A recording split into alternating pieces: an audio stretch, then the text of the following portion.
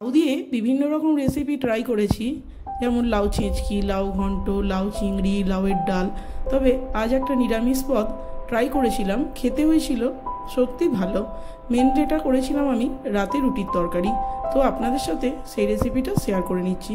একটু লাউ আমি এইভাবে গ্রেট করে নিয়েছি আর দিয়ে হাত দিয়ে জলটাকে চিপে বের করে দিয়েছি। সকালবেলা এক বাটি ছোলার ডাল জল দিয়ে ভিজিয়ে রেখে দিয়েছিলাম, ডালটা ভিজে গেছে, তো ওটা আদা কাঁচা লঙ্কা দিয়ে মিহি পেস্ট করে নিলাম।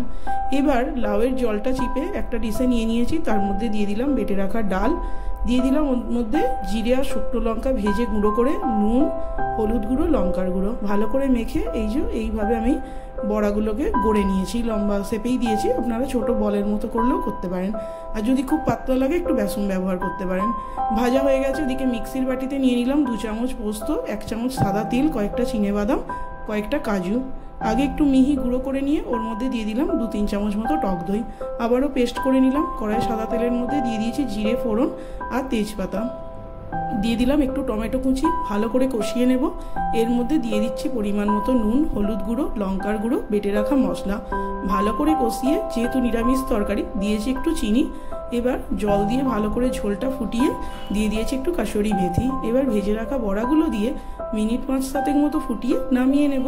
তৈরি হয়ে গেল লাউয়ের কোপ্তার তরকারি। তো খেতে হয়েছিল রুটিতে অসাধারণ। রেসিপিটা ভালো লাগলে অবশ্যই কমেন্টস করবেন, আর ভালো লাগলে প্লিজ একটা লাইক করবেন। নমস্কার। এই যে তৈরি হয়ে গেছে লাউয়ের কোপ্তা। নমস্কার।